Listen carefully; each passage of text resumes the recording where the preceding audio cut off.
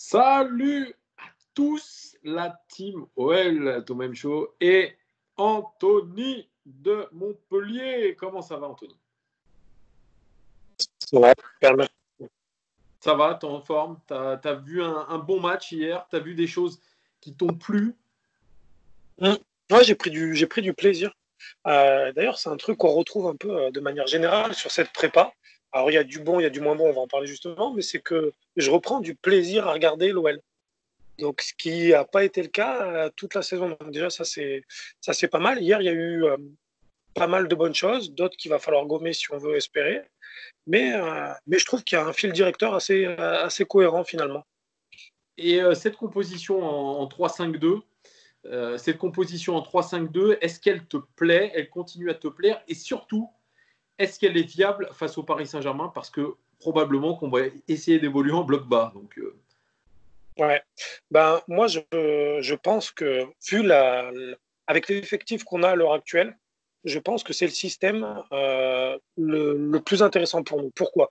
Parce que nos deux principaux problèmes depuis un petit moment maintenant, c'est l'animation de nos côtés, avec nos joueurs offensifs qui, sur les côtés, ne sont pas au niveau, Cornet, Traoré notamment. Et le deuxième problème, c'est notre défense centrale. Alors là, on continue à prendre des buts, mais on prend des buts en concédant quand même, de manière générale, moins d'occasions que oui, d'habitude. c'est vrai. Là, C'est vrai. on fait deux erreurs dans le match. À un moment, je mets un tweet, je me rappelle dans le match, je dis super, on a réussi à concéder deux buts alors qu'ils n'ont pas eu une occasion encore. Et c'était pas loin d'être vrai en plus à ce moment-là. Donc je pense que, vu l'effectif qu'on a à l'heure actuelle, je pense que c'est un système qui résout plus de problèmes qu'il n'en crée. Donc, ouais, moi j'aimerais qu'on le continue. Surtout que si tu veux faire un bloc bas contre le PSG, avoir les deux pistons, moi j'aimerais que ça soit Bard à gauche, évidemment, on va en reparler, et Dubois de l'autre côté, ça te permet quand même de fermer les couloirs, qui est un des gros points forts du jeu en transition du PSG. Donc, D'accord. ouais, j'espère continuer là-dessus. Je trouve que c'est très précis ce que tu as dit, c'est très intéressant. Là, tu me parlais de Barr. Voilà, on va passer sur les satisfactions. Évidemment, Melvin Barr a été excellent. Moi, je dis que c'est peut-être le meilleur latéral gauche sur la préparation. Encore une fois, recentrons là-dessus parce que c'est que la préparation. Mais à la méritocratie, il mériterait, pour moi, d'être titulaire face au PSG. Totalement d'accord avec toi. Mais tu vois, c'est vraiment le pur produit du centre de formation, je trouve. C'est vraiment le gars simple, sobre, techniquement, c'est très propre. Tu vois, il n'y a pas Bon, il met un but magnifique, mais il n'y a pas ce côté fougueux, un peu désordonné qu'on peut retrouver, par exemple, chez un Youssouf Koné. Je trouve que c'est quelque chose, on sent que ça sort de l'académie, que ça a Oui, été bien. oui, d'accord. Ouais, ouais. Et clairement, je suis totalement d'accord avec toi. Le meilleur sur cette préparation, à tous les matchs, il a été bon. Et en plus, hier, si on parle du match d'hier, pour le coup, après il est sorti, Cornet a fait une entrée, mais oh là là, Ouais, ouais, ouais. catastrophe. Difficile. Mais je pense que Cornet, au-delà de ses problèmes techniques, c'est ce que je disais dans ma vidéo, je pense qu'il y a un gros, gros problème mental. Il voit qu'il est saccagé sur les réseaux sociaux. Ça lui Ouais, revient je aux pense aussi. oreilles et je pense que même ce poste de latéral gauche, ça lui plaît pas. Ou piston gauche, ça lui plaît pas. C'est un joueur d'axe. C'est un mec qui a été recruté à la base pour jouer axe ou Mm. côté, mais pas latéral. Là, il a beau se contenter de dire que c'est la même chose que le poste d'ailier gauche, mais en partant de plus loin. Voilà, hier, ça s'est vu que c'était pas un spécialiste du poste. Et puis, effectivement, sa rentrée a fait tâche par rapport à la prestation de Barre. Après, je suis d'accord avec toi. Moi, j'ai jamais été un grand fan de Cornet. Maintenant, je veux resituer quand même un petit truc sur Cornet, parce qu'on dit, oui, on n'aurait jamais dû le recruter, etc. Cornet, c'est un joueur qu'on a recruté moins d'1 million d'euros, qui était la pépite du centre de formation de Metz, qui était en grand conflit avec le président de Metz. Je pense qu'à ce moment-là, c'est un joueur à potentiel qu'on a recruté. On a eu raison de le recruter.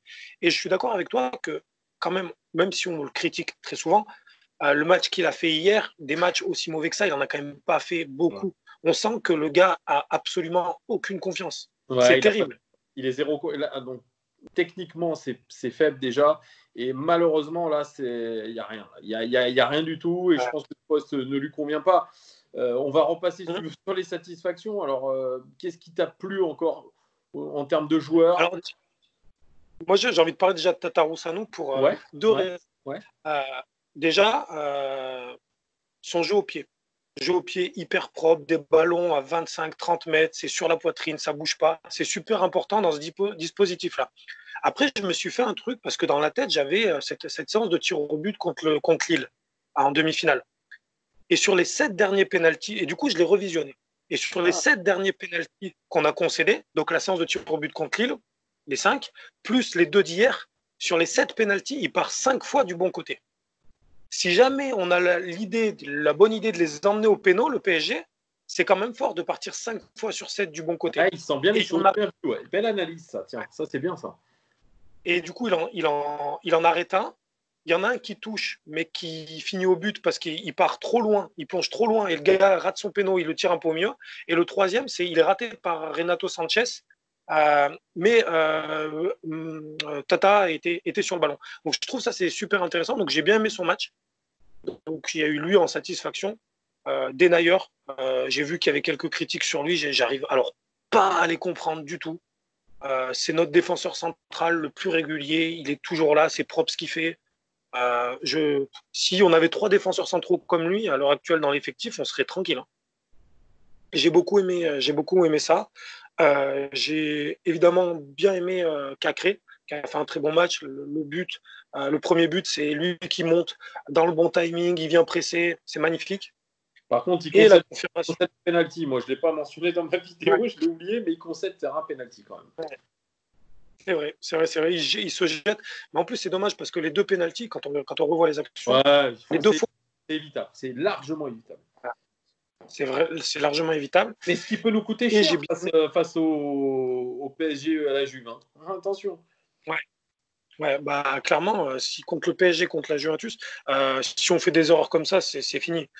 Contre le PSG, enfin moi je pense, ça sera un débat qu'on fera peut-être un peu plus tard, mais je pense qu'on a plus de chances contre la Juve que contre le PSG. J'ai encore regardé la première mi-temps là, contre Udinese, ils mènent 1-0, c'est la mi-temps, Ils c'est pas viennent tip se top. faire égaliser là. Alors on Ah sera. bah tu vois, ah bah tu vois. Ouais.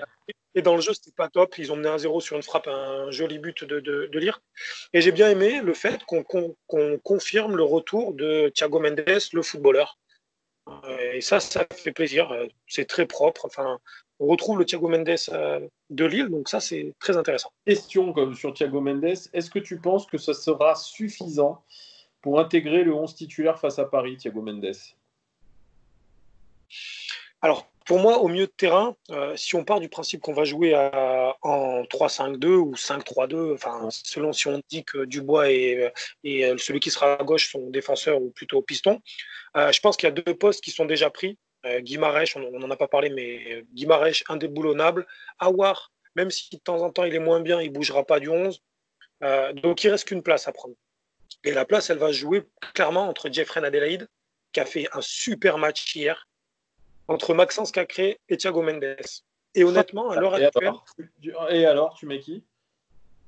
et ben, tu vois, il y a jusqu'à hier soir, jusqu'à hier avant le match, j'aurais éliminé Jeffrey Adelaide et je t'aurais dit j'aurais mis Cacré parce que j'aime bien ce qu'il fait. Mais le match qu'a fait Jeffrey Adelaide, j'espère qu'on va le revoir demain, au moins pendant une mi-temps.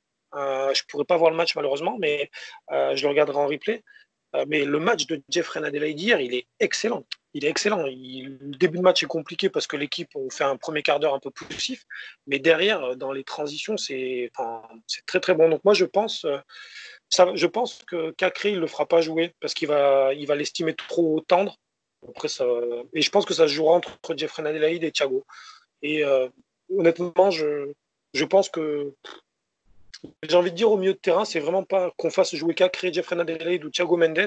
Je c'est pas le poste qui me pose souci, tu vois. Qu'est-ce Le que poste qui tu me pose.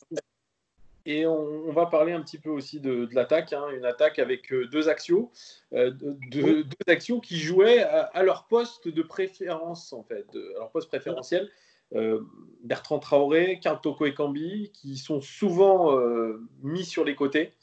Cette oui. fois-ci, il n'y a pas d'excuses, ils sont mis dans l'axe et au final, euh, plutôt bon, surtout Karl Toko Ekambi, surtout lui. Surtout lui.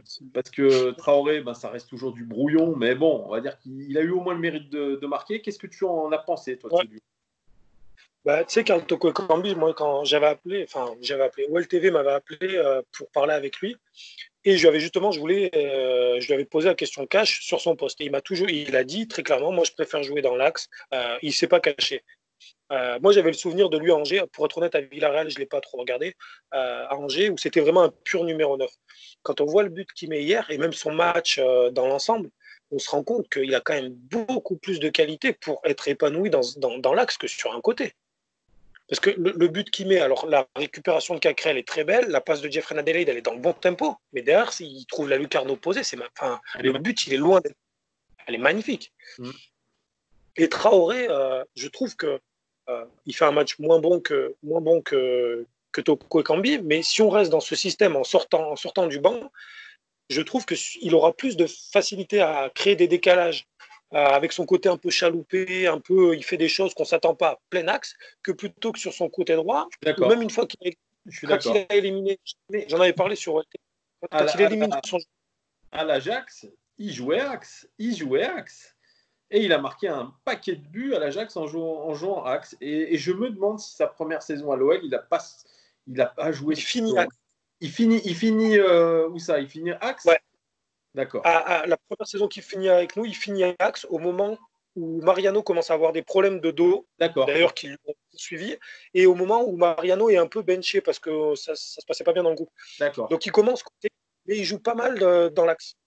Et il fait 17 buts, toutes compétitions confondues. Ouais, ouais, ouais, ouais. Donc tu vois, est-ce que finalement le remettre dans un poste préférentiel, c'est plutôt pas mal. C'est de toute façon le problème de cet Olympique Lyonnais, c'est qu'on a beaucoup d'attaquants, mais beaucoup d'attaquants qui jouent axe. Mais l'attaque, Exactement. on est d'accord que ça devrait être Dembélé, Depay contre le Paris Saint-Germain, ça Voilà. probable.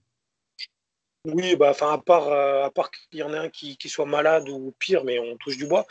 Oui, ça sera ça. D'ailleurs, j'ai vu là que la compo probable de demain était sortie et que ça sera Memphis Moussa dans l'axe. Oui, oui, de toute façon, les deux, Memphis et Moussa, de par leur saison, enfin, Moussa surtout, la saison dernière, elle est excellente. Il met 16 buts en championnat. Memphis, il revient très bien. Donc oui, ça sera eux deux dans l'axe. Je ne vois pas comment ils pourront être autrement. Dernière question, qu'est-ce que tu attends du match de demain? Moi, du match de demain, j'aimerais enfin qu'on se mette dans une configuration compétition.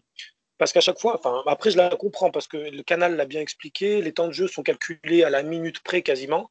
D'ailleurs, c'est pour ça que j'ai vu beaucoup un tollé parce que Bard jouera certainement pas demain, mais c'est normal, il a joué il y a 48 heures, on va pas le cramer, risque de blessure. Moi, le match de demain, ce que j'en attends, c'est que j'aimerais qu'on voit une équipe au moins sur 60-70 minutes pour préparer le PSG.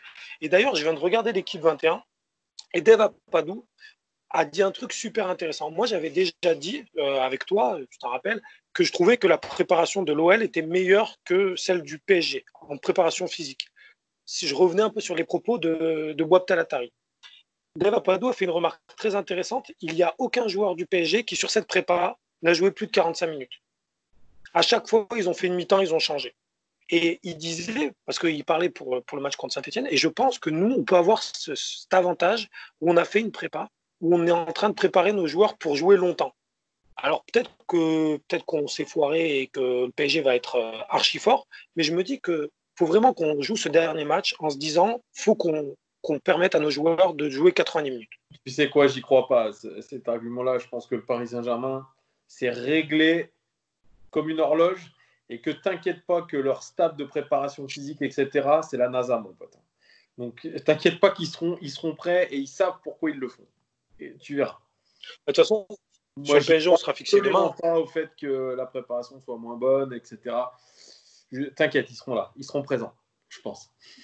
Enfin, malheureusement pour nous, Oui, on verra ce qui se passe, mais voilà. Bon, bah écoute, merci beaucoup, Anthony. Interview hyper intéressante, très pointue.